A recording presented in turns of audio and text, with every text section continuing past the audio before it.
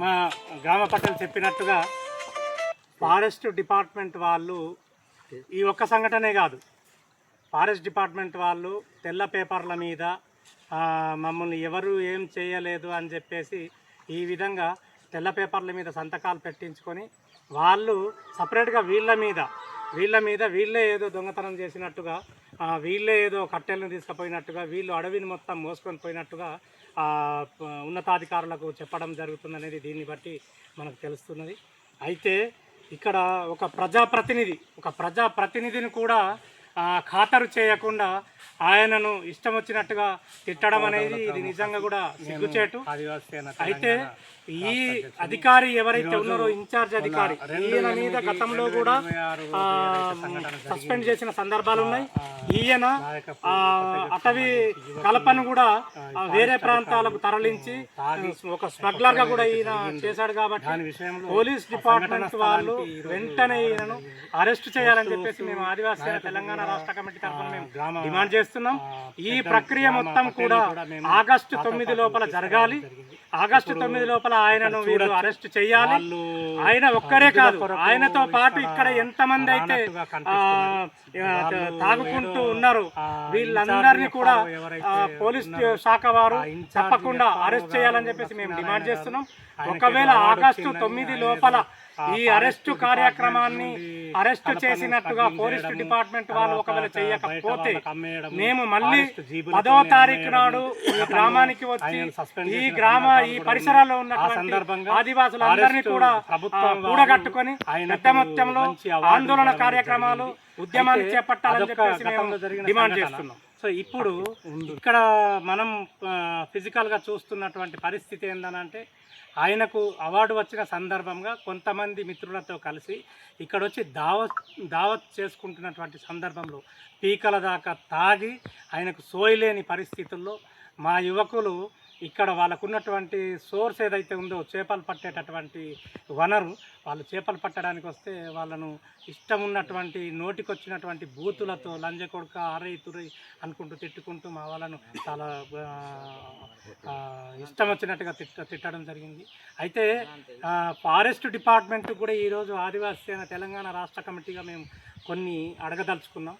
దానికంటే ముందు గతంలో ఫారెస్ట్ డిపార్ట్మెంట్ వాళ్ళు ఇక్కడ నివసిస్తున్నటువంటి ఆదివాసులకు కొన్ని ఆంక్షలు అనేటివి పెట్టడం జరిగింది. ఆ ఆంక్షలు గ్రామ పట్టేలైనటువంటి మూతి రాజేంద్ర ప్రసాద్ గారు ఇప్పుడు కొన్ని సంఘటనలను ఇక్కడ చెప్పాలని చెప్పేసి నేను తెలియజేస్తున్నాను. అందరికీ నమస్కారం. ఇందన్పల్లి కూడా మండలం జన్నారం. అయితే ఆదివారం మా వాళ్ళు 3 గంటలన్నరకు ఇక్కడికి వచ్చిండు. 2 బండ్లు తీసుకొని 4 యువకులు వచ్చి చేపలు, సాధారణంగా మన గిరిజనులు అంటే చేపల మీద ఆధారపడి జీవనోపాధి సాగిస్తారు. అడవి మీద ఏదైనా కానీ, పువ్వు కానీ దేనికైనా కానీ అడవి మీద ఆధారం కాబట్టి చేపల వేట కోసం 4 యువకులు వచ్చి వలలు వేసిండు కుంటలు వేసి. అయితే అక్కడ చేపలు పడకపోయేసరికి వాక్కు దిగి మరి అక్కడ కూడా ఉంటాయి కదా వాగులు వస్తాయని వాగుకి వచ్చేసరికి అక్కడ చూసేవరకు ఇక్కడ తాకుండా ఏరిండు సార్ లక్ష్మీనారాయణ సార్. లక్ష్మీనారాయణ అని తెలియదు వాళ్ళకు, ఎవరు తాగుతుందా అని. మళ్ళీ ఏం చేసి అక్కడ కూడా వాగులో చేపలు లేకపోయేసరికి మళ్ళీ కుంటకాయ వెళ్ళేసరికి వాళ్ళ బండ్లను ఒక 4 వ్యక్తులు వచ్చి ఒక బండిని ఆల్రెడీ తీసుకొచ్చిందట. ఒక బండిని ఎత్తుకొని పోగా, అరే మన బండ్లు వాళ్ళు ఎత్తుకపోతుందని వాళ్ళ దగ్గరికి పోయి, ఎవరురా మీరు ఎత్తుకపోతుందని అడిగేసరికి, పెద్ద సార్ ఉన్న నడురి లోపలికి ఎందుకు వచ్చిందని అంటే, పెద్ద సార్ మా బండి మేమేమన్నా తప్పు చేసినావా, మా దగ్గర వేట కూడా వాళ్ళు ఏమైనా ఉన్నాయా, ఎందుకు మమ్మల్ని ఇజ్జెత్తాలని సార్ని అడుగుతాపా అని వచ్చేసరికి, ఎవర్రా నువ్వు లంజోడక, ఏ విధంగా వచ్చినవరా నువ్వు లోపలికి, నీకేం హక్కు ఉందిరా అని విచక్షణరహితంగా కొట్టడం జరిగింది. ఎట్లా దొరికితే అట్లా కొట్టి కాకుండా మరియు మళ్ళీ వాచ్ టవర్ కాడికి కూడా తీసుకువెళ్ళి అక్కడ కూడా మా 2 వ్యక్తులు, మా అన్న అది పారిపోయి వచ్చిన సీను వీడియో తీసిన అతని సీను, మళ్ళీ అన్న మనల్ని కొడుతుండ్రు, మీరు ఎంటర్ రావాలంటే 2 మల్లేశును సీన్ వస్తే వాళ్ళను కూడా ఎవరా మీరు సపోర్ట్కి వచ్చిందారా, మీరు సపోర్ట్కి వచ్చిందని వాళ్ళను కూడా విచక్షణరహితంగా కొట్టడం జరిగింది. అలా ఆ సీన్ మీద అయితే కట్టె ఇరగడం జరిగింది. వాచ్ టవర్ కాడ కట్టె ఇరగడం జరిగింది. అయితే వాళ్ళని జీబులు ఎక్కించుకొని మరీ ఎక్కడికి కడెం పోయిందట. కడెం పోవాల్సిన అవసరం ఏముంది, వాళ్ళు తప్పు చేస్తే ఇక్కడనే ఏదన్నా నువ్వు 6 అయ్యి ఉంటివి అలాగే వేటుకోవడం ఉంటే నువ్వేమన్నా కేసు అయ్యి ఉంటివి, కొట్టే అధికారం నీకు వాళ్ళు ఇచ్చిండు, కొట్టద్దు కదా అని. ఆ తర్వాత వాళ్ళు ఫోన్ చేసిన వాళ్ళు మేము వెంటనే రేంజ్కి వెళ్ళడం జరిగింది. అక్కడ ఉన్నారేమని పోతే అక్కడ కూడా లేరు. మా పిల్లగాళ్ళు ఏమైనా అని మేము అక్కడ ధర్నాకు దిగడం జరిగితే అక్కడ మాకు రోడ్డు మీద బయట వేయించిన తర్వాత మాకు సపోర్ట్గా ఎమ్మెల్యే గారు కూడా వచ్చిండు, పీఓ గారు కూడా వచ్చి మాకు మద్దతు తెలిపి వాళ్ళు నేడున్నారు మాకు అప్పగించాలి సార్ మా పిల్లలను కొడుతున్నాను అంటే సరే అని సార్ ఫోన్ చేసి తీసుకురావడం జరిగింది. తీసుకొచ్చినాక మేము సరే మీరు వెళ్ళిపోరాని అన్న వాళ్ళే సార్ మేము న్యాయం జరిగేలా చెప్తాను ఎమ్మెల్యే గారు కూడా అన్నారు. ఎమ్మెల్యే గారు కూడా ఎట్లా అంటే అట్లా నీ దేడిపీటి గాడు ఏం చేస్తారా మీకు సపోర్ట్ ఆరు మీకు దేడిపీటి గాడు మీ ఏం కూడా వేయరా మీ ఏం పోలీసు వాళ్ళు కూడా ఏం చేయరు ఏం కూడా వేయరు నాకు అవార్డు వచ్చింది మీకు తెలియదారా మీరు ఎట్టా జంగల్లో కత్తరా అని ఇష్టం వచ్చినట్టుగా వాళ్ళని బూతులు తిట్టడం వాళ్ళను ఇది చేయడం జరిగింది.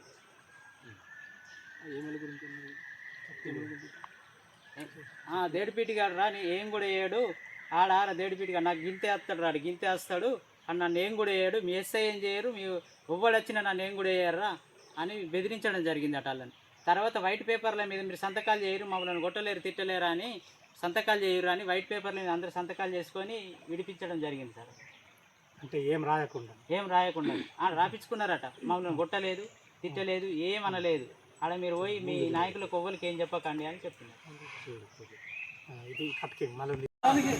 ఈరోజు మాకు తెలిసి వచ్చింది ఏంటంటే ఇంకొక విషయం, వీళ్ళను కొట్టడమే కాకుండా వీళ్ళను రహస్య ప్రదేశానికి తీసుకెళ్లడమే కాకుండా నిర్బంధించి ఎవరికి చెప్పద్దు, మమ్మల్ని కొట్టిండ్రని చెప్పేసి మీరు ఎవరితో చెప్పకూడదు అని చెప్పేసి తెల్ల పేపర్ల మీద వీళ్ళ సంతకాలు కూడా తీసుకున్నారని చెప్పేసి బాధితులు మాకు ఈరోజు చెప్పడం జరుగుతుంది.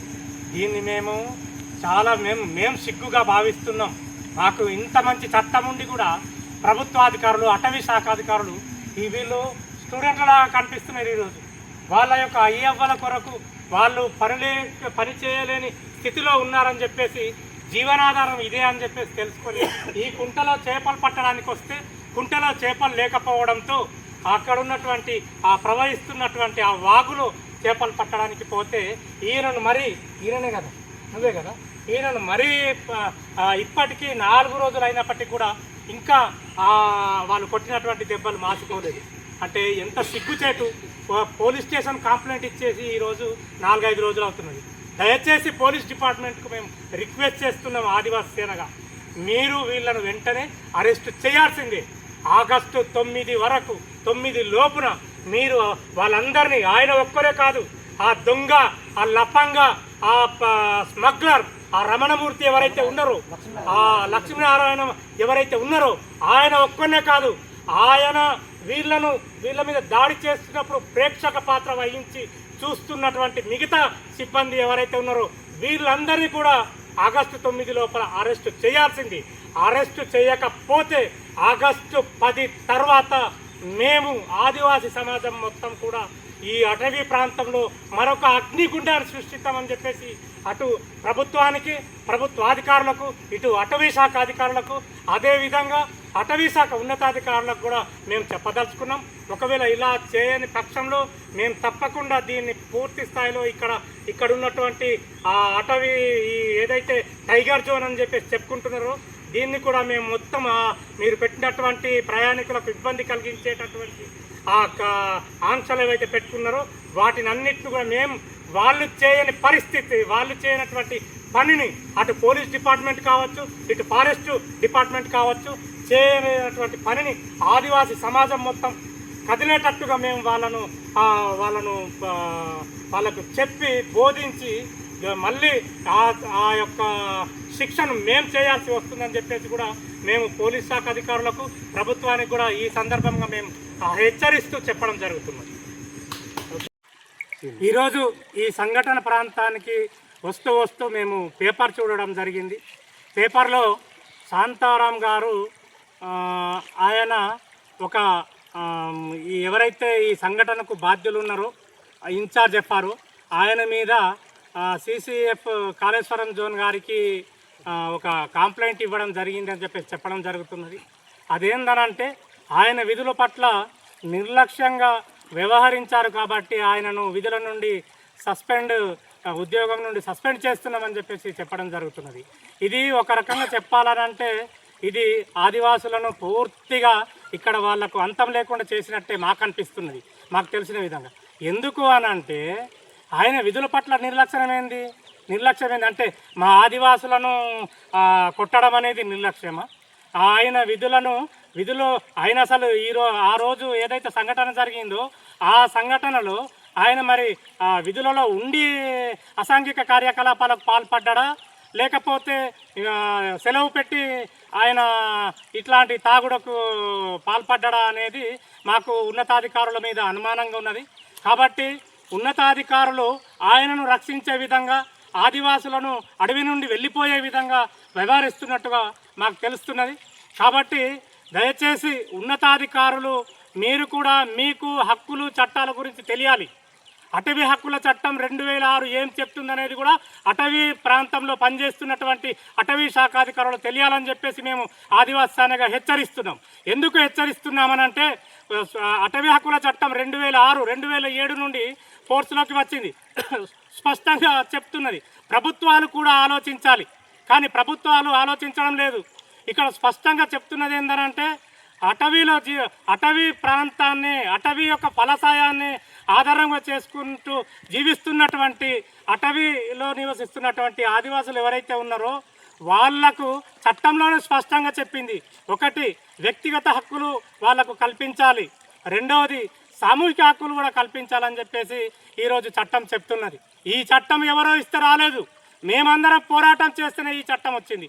కానీ ఆ చట్టం వచ్చిన తర్వాత ఆ చట్టాన్ని అమలు చేయాల్సినటువంటి ఈ ప్రభుత్వాలు కావచ్చు, ఈ ప్రభుత్వాధికారులు కావచ్చు, అమలు చేయకుండా దాన్ని పూర్తిగా కప్పివేస్తూ వాళ్ళ ఇష్టారాజ్యంగా ఈరోజు అటవీ ప్రాంతంలో వచ్చేసి ప్రవర్తించడం జరుగుతుంది. దీన్ని మేము తీవ్రంగా ఖండిస్తున్నాం.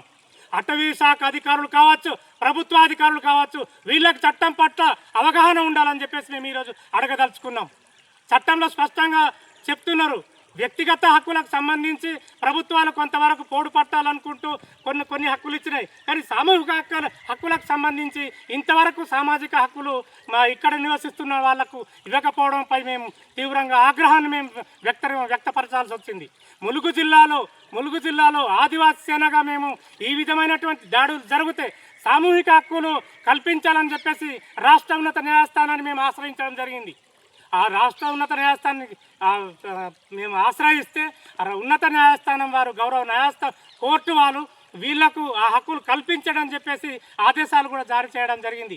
ఈ ఆదేశాలను రాష్ట్ర వ్యాప్తంగా అమలు పరచాలని చెప్పేసి కూడా మేము లెటర్లు ఫారెస్ట్ డిపార్ట్మెంట్కు, ప్రభుత్వానికి కూడా ఇవ్వడం జరిగింది. కానీ ఈరోజు నిన్న 2వ తారీఖున జరిగినటువంటి సంఘటన చాలా దురదృష్టకరం.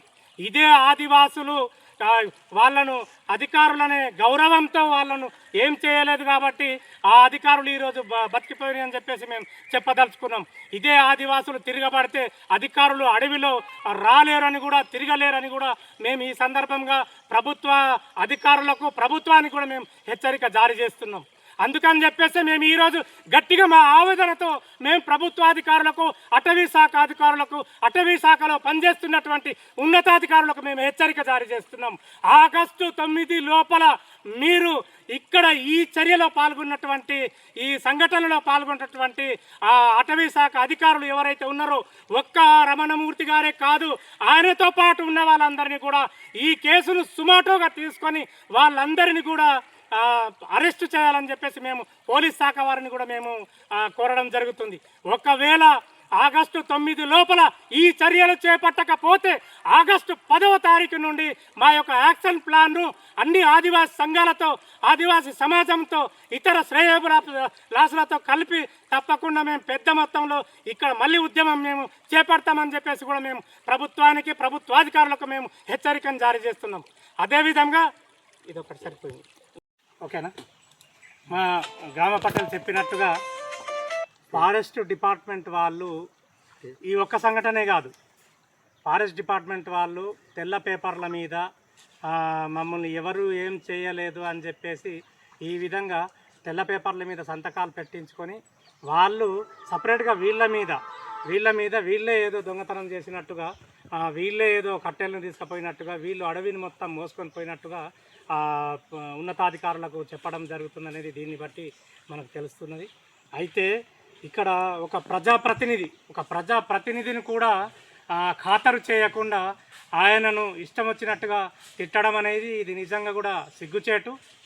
అయితే ఈ అధికారి ఎవరైతే ఉన్నారో ఇన్ఛార్జ్ అధికారి, ఈయన మీద గతంలో కూడా సస్పెండ్ చేసిన సందర్భాలు ఉన్నాయి. ఈయన అటవీ కలపను కూడా వేరే ప్రాంతాలకు తరలించి ఒక స్మగ్లర్గా కూడా ఈయన చేశాడు. కాబట్టి పోలీస్ డిపార్ట్మెంట్ వాళ్ళు వెంటనే ఈయనను అరెస్ట్ చేయాలని చెప్పేసి మేము ఆదివాసీ తెలంగాణ రాష్ట్ర కమిటీ తరఫున మేము డిమాండ్ చేస్తున్నాం. ఈ ప్రక్రియ మొత్తం కూడా ఆగస్టు 9 లోపల జరగాలి. ఆగస్టు 9 లోపల ఆయనను వీళ్ళు అరెస్ట్ చేయాలి. ఆయన ఒక్కరే కాదు, ఆయనతో పాటు ఇక్కడ ఎంతమంది అయితే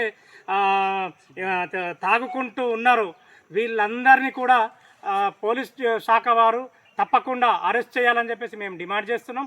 ఒకవేళ ఆగస్టు 9 లోపల ఈ అరెస్టు కార్యక్రమాన్ని అరెస్టు చేసినట్టుగా ఫారెస్ట్ డిపార్ట్మెంట్ వాళ్ళు ఒకవేళ చేయకపోతే మేము మళ్ళీ 10వ తారీఖు నాడు ఈ గ్రామానికి వచ్చి ఈ పరిసరాల్లో ఉన్నటువంటి ఆదివాసులందరినీ కూడా కూడగట్టుకొని పెద్ద మొత్తంలో ఆందోళన కార్యక్రమాలు ఉద్యమాన్ని చేపట్టాలని చెప్పేసి మేము డిమాండ్ చేస్తున్నాం.